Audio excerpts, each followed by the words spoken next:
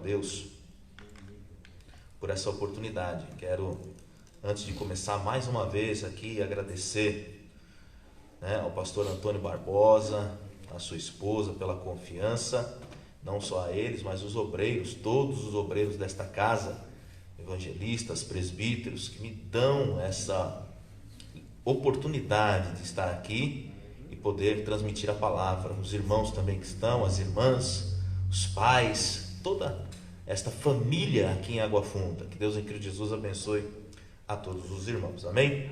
Então vamos abrir a nossa Bíblia. Temos uma meditação rápida, não vamos cansar os irmãos. Abra a sua Bíblia no livro de Números, capítulo de número 1.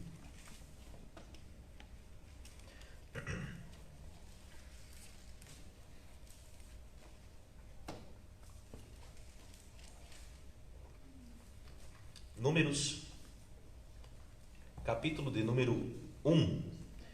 Eu quero ler os versos, ou os versículos 44 a 46. Amém? Amém. Os irmãos que estão aqui estão procurando. Números capítulo 1, versículos 44 a 46. Eu estou de posse da revista e corrigida, edição 1993. Portanto, diz assim a palavra do Senhor, aqui na tradução que eu estou lendo.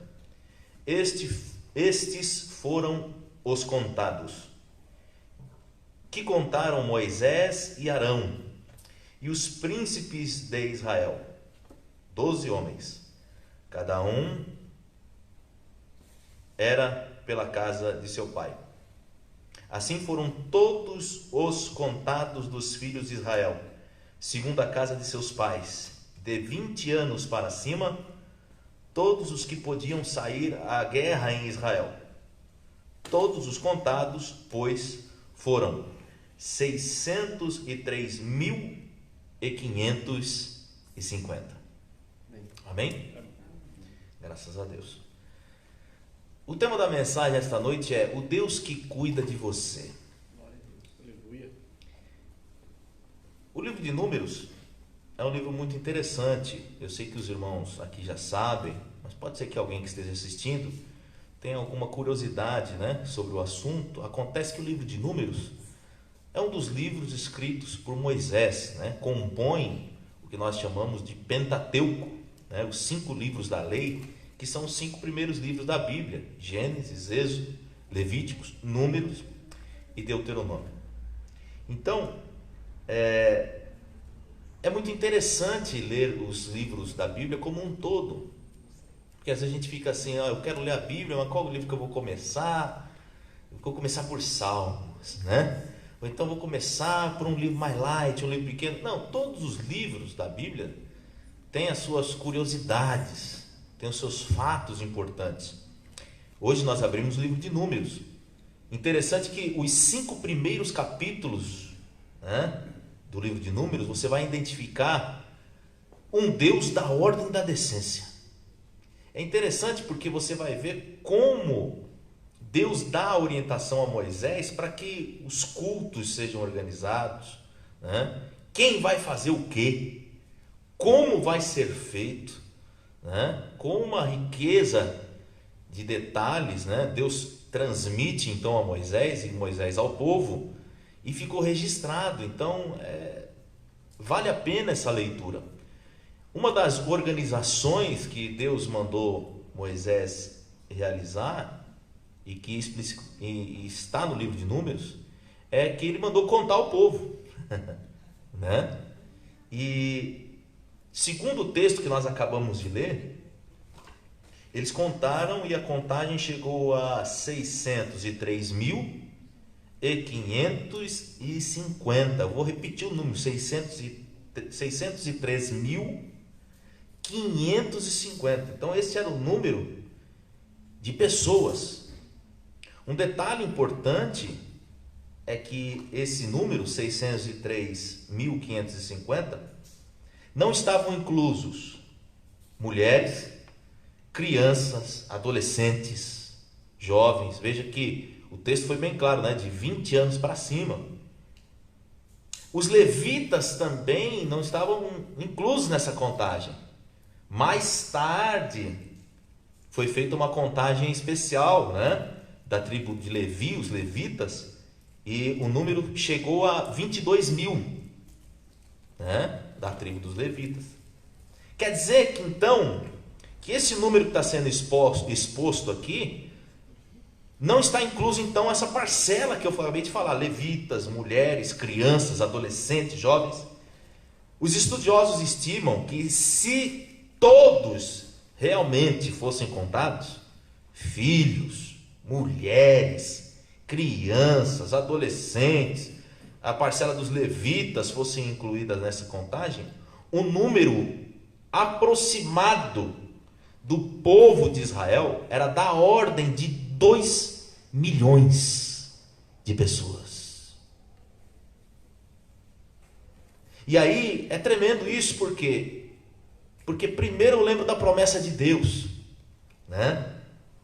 A promessa de Deus. Porque quando esse povo chegou no Egito, lembra? Lembra da história? José estava lá no Egito, era o governador, veio a fome sobre a terra, Deus tinha dado o sonho a Faraó, né? José foi o governador, aí vieram os irmãos, toda aquela história. Depois veio a casa dele, né? Jacó, todo o povo. Na época eram 75 pessoas. O texto diz isso. A pregação de Estevão, né? O mártir da igreja, lá em Atos, capítulo 7, versículo 14, ele fala que foram 75 pessoas. Mais a família de José, que por ali estava, né? Agora, nós estamos numa realidade de 2 milhões de pessoas. Quer dizer, a promessa que começou em Abraão, Gênesis 12, 2, e fartei uma grande nação, e abençoar-te-ei, e engrandecerei o teu nome, e tu serás uma bênção. A promessa que começou lá em Abraão, agora em Moisés, o povo está na ordem de 2 milhões de pessoas no deserto. Eu quero começar dizendo a você uma coisa: o nosso Deus é um Deus de promessas. O nosso Deus é um Deus que cumpre as suas promessas. O que Ele te prometeu? Eu tenho certeza que você está esperando nas promessas do Senhor. Eu quero confirmar a sua fé essa noite. Continue crendo, porque fiel é o que prometeu. Aleluia. A promessa que foi feita a Abraão, agora Moisés está diante de 2 milhões de pessoas. Começou com ele, né? E agora esta multidão inumerosa formando a nação de Israel. Agora, uma outra coisa que eu fiquei pensando quando me veio essa realidade do número é você imaginar realmente 2 milhões de pessoas. Vocês já pararam para pensar? Às vezes a gente se propõe para fazer a leitura, né? A leitura anual da Bíblia, estima lá um tempo, aí a gente passa por esses textos, legal, 603 mil pessoas, e o texto vai embora, e você não para pensar. Para pensar um pouquinho comigo. 2 milhões de pessoas. Sabe o que é 2 milhões de pessoas sentadas? Imagina você, sua família, que vai se assentar agora num determinado espaço, montar a sua barraca, né, para dormir com a sua família, né, os seus animais, as suas posses. 2 milhões de pessoas. Um cálculo rápido é que quando essa multidão inumerosa se assentava, ela ocupava uma área correspondente a 160 quilômetros quadrados. O que isso quer dizer, para você ter uma noção desse tamanho? O nosso município, né, ou os municípios da região sul de São Paulo são 645 municípios do estado de São Paulo, 645. Destes 645, 164 municípios são iguais ou menores a esta área quadrada. 160 quilômetros quadrados, eu estou falando de uma área que é maior que o município de Itapecerica da Serra, por exemplo. Vocês já foram a Mongaguá, a cidade do Guarujá? 160 quilômetros quadrados, quer dizer que é maior que o Guarujá, que é maior que esta cidade. Então, quando esse povo parava, era o mesmo que a Guarujá inteira, Itapecerica da Serra inteira, e mais 160 e poucos municípios, né? Com o tamanho correspondente a essa quantidade enorme de pessoas. Isso é uma coisa tremenda para a gente parar e observar. Por quê? Porque aí vem uma coisa. A Bíblia fala que o nosso Deus, ele fornecia o maná. O maná, lembra do maná? Todos os dias descia do céu e eles iam colher. Imagina a quantidade de maná para você manter uma Itapecerica da Serra inteira. É mais ou menos 50 vagões de trens entupidos de pão todo dia.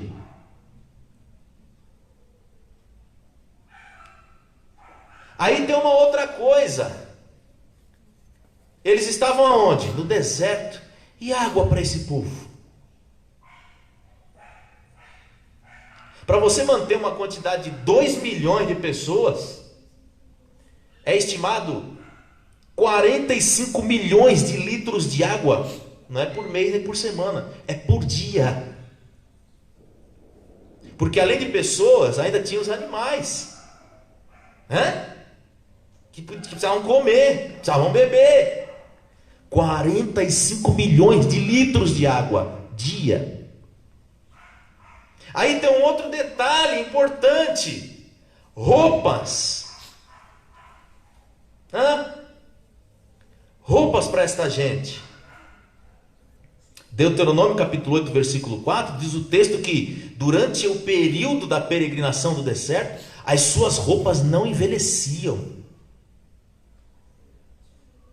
Tem um outro detalhe também que é muito importante você lembrar, que é a coluna de nuvem e a coluna de fogo, que seguia aquela quantidade de pessoas. Não era meia dúzia, nem era 5 mil, nem eram 10 mil, nem eram 50 mil, 2 milhões de pessoas aproximadamente. Mas o texto vai dizer, em Êxodo 13, 22, um texto que inclusive é um texto muito usado no nosso ministério, né? Nas cartas, vem: nunca tirou diante do povo a coluna de nuvem de dia, nem a coluna de fogo de noite. Aleluia. Quer dizer, era um sinal de Deus para aquele povo, a nuvem e o fogo. Você sabe quais eram os propósitos que a coluna de nuvem e a coluna de fogo cumpriam? Eu vou dar alguns para vocês aqui. Primeiro, a presença da nuvem e a presença da coluna de fogo, elas cumpriam o seguinte propósito: impedia que os egípcios avançassem. Quando eles estavam encurralados e diante deles estavam o mar, e atrás os egípcios, diz o texto que esta coluna se colocou entre o povo e os egípcios, de modo que eles não conseguiam chegar até o povo. Qual era o propósito da coluna de nuvem e a coluna de fogo? Era uma indicação visível de que o Senhor ia adiante deles. E era uma indicação para eles e para os inimigos. Você imagina que coisa tremenda. Uma multidão, 2 milhões de pessoas caminhando, uma coluna de fogo e uma coluna de nuvem caminhando com aquele povo. Sabe qual era outro propósito interessante que ele acabava cumprindo? É que a coluna de nuvem e a coluna de fogo representavam a presença e a proteção do Senhor. Ela representava orientação divina.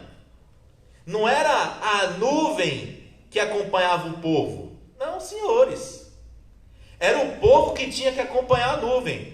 E a nuvem parou. tá parada, então vamos montar acampamento aqui. Aí monta acampamento, aí vai os levitas, tabernáculo, vão construir tudo e tal. E a nuvem está andando, vamos embora. Chegou a hora de caminhar. A indicação, a orientação, o guia para aquele povo que estava no deserto. Israel acampava ou viajava segundo o dito do Senhor, diz o texto. Abre o texto aí comigo, Números, capítulo 9, versículo 23. Olha só o que o texto vai dizer. Números 9, 23. Segundo o dito do Senhor, se alojavam, e segundo o dito do Senhor, partiam. Da guarda do Senhor tinham cuidado, segundo o dito do Senhor, pelas mãos de Moisés. Mais tarde, no livro de Neemias, lembra de Neemias? No capítulo 9, versículos 19 a seguir. Neemias capítulo 9, versículo 19. Olha o que diz: todavia tu, pela multidão das tuas misericórdias, os não deixaste no deserto. A coluna de nuvem nunca deles se apartou de dia para os guiar pelo caminho, nem a coluna de fogo de noite para os alumiar e mostrar o caminho por onde haviam de ir. Olha o versículo 21. Desse modo, os sustentastes 40 anos no deserto, falta nenhuma tiveram, e os seus vestidos não envelheceram, e os seus pés não incharam. Louvado seja o nome santo do Senhor para sempre. 2 milhões de pessoas peregrinas no deserto. Sabe o que isso quer dizer? Deus é suficientemente capaz de cuidar de você. Eu vou repetir isso para você entender. Deus é suficientemente capaz de cuidar de você. Eu estou falando de 2 milhões de pessoas no deserto. Este bioma, o deserto é o lugar de menor quantidade de recursos. É difícil tudo, é difícil achar água, é difícil achar alimento, e não precisou ser diferente, não precisou ser outro bioma. No deserto, Deus cuidou deste povo, não foi uma semana, não foi um mês, foram 40 anos. Agora deixa eu te falar uma coisa, você está num país onde diariamente toneladas de comida são desperdiçadas e jogadas no lixo por dia. Será que Deus, que cuidou de 2 milhões de pessoas, não é capaz de cuidar de você aqui no Brasil? Levanta a sua cabeça em nome de Jesus, desperta, porque o Deus a quem você serve é um Deus que cuida de você. Deus me trouxe esta noite para dizer a você: Deus está cuidando da sua casa. Não vai faltar nenhum mantimento, não vai faltar o óleo, não vai faltar a farinha na panela, porque o nosso Deus cuida dos seus.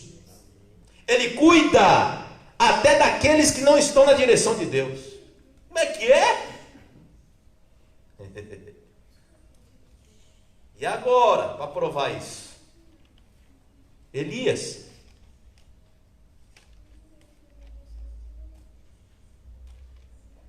passou por um processo, e ele foi até uma montanha, né? Se refugiar, não foi assim? Aí lá ele ouviu fogo, vento, certo? Lembram dessa história? Agora vamos voltar um pouquinho a fita. Antes dele chegar, diz que ele se cansou, né? Aí ele descansou, ele estava com fome. Aí apareceu o quê? Um anjo. Lembra dessa história?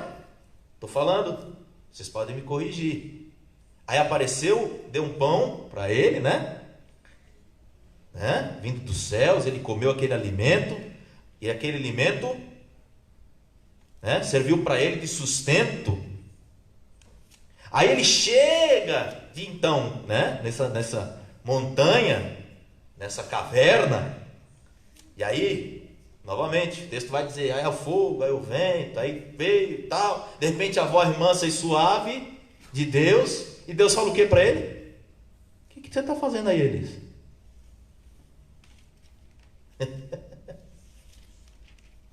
Não é para você estar aí não.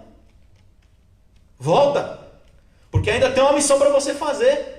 Quem mandou você ir aí para essa caverna? Agora, nem por isso Deus deixou de cuidar de Elias. Deus é o Deus que cuida dos seus. Deus é o Deus que cuida dos seus. Aleluia. O texto de Salmo, de número 40, versículo 17, vai dizer: mas eu sou pobre e necessitado, contudo, o Senhor cuida de mim. Aleluia. Livro de Jó, capítulo 10, versículo 12: vida e misericórdia me concedeste, e o teu cuidado guardou o meu espírito.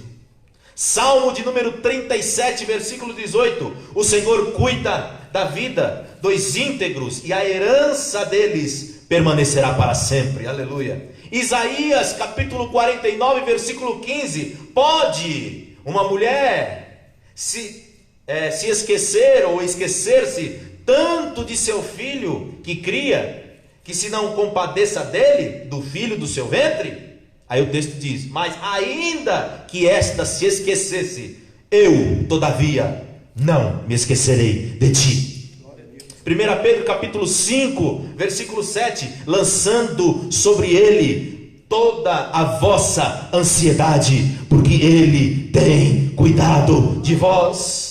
Salmo de número 34, versículo 10: os filhos do leão necessitam e sofrem de fome, mas aqueles que buscam ao Senhor, bem nenhum os faltará. Em nome do Senhor Jesus, levanta sua cabeça esta noite, creia no Deus que cuidou de 2 milhões de pessoas no deserto. Ele pode cuidar da sua vida. Ele tem poder para fazer da catástrofe, tem poder para fazer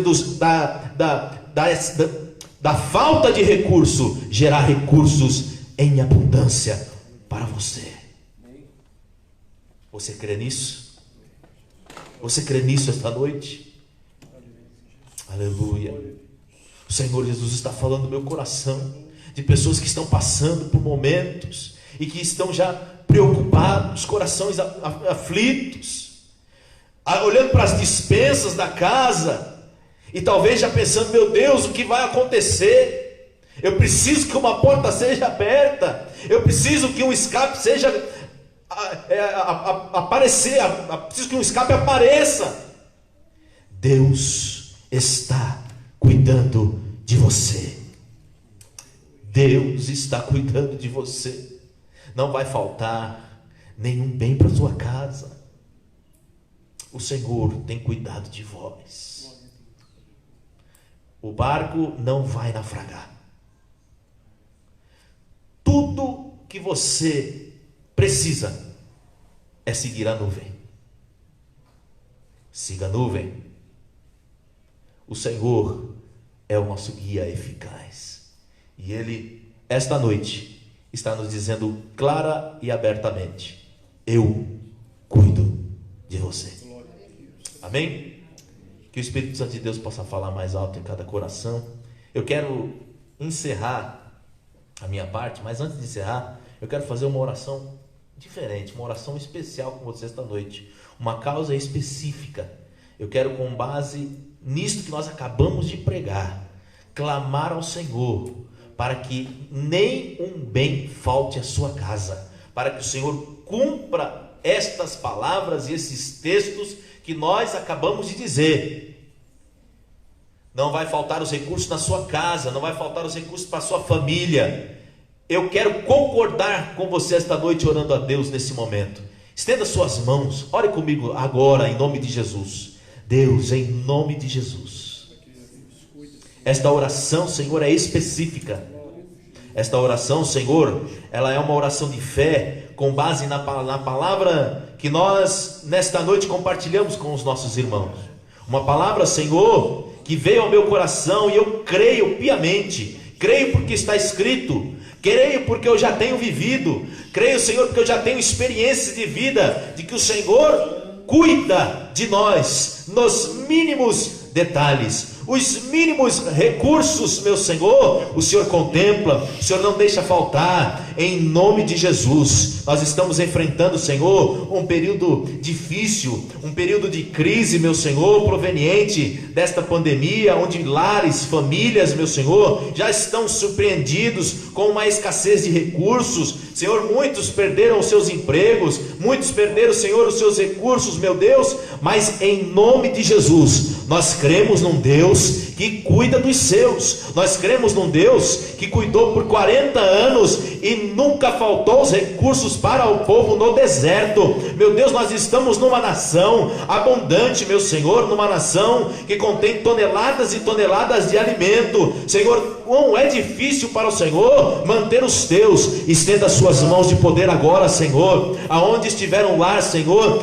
com a escassez de recursos, Senhor, brada em nome de Jesus, os corações, meu Senhor, que o Senhor está tocando agora, para que, Senhor, haja em benefício ao órfão, ao viúva e ao necessitado, em nome de Jesus, que eles tomem coragem e façam o que deve ser feito, meu Deus, para que as famílias sejam assistidas. Senhor, eu sei que o Senhor usa os teus nesse propósito. Não deixa, Senhor, faltar os recursos para o teu povo. Não deixa, Senhor, os recursos mínimos, Senhor, faltar para esta igreja, meu Senhor. Continua, meu Deus, provendo o teto sobre nossas cabeças, meu Senhor, o calçado, as vestimentas, a alimentação, a saúde, meu Senhor, em nome de Jesus, eu oro, crendo que o Senhor é aquele que nos sustenta e nos guarda, no nome de Jesus, amém, e graças a Deus. Deus abençoe a todos. O nosso Deus é o Deus que cuida de você.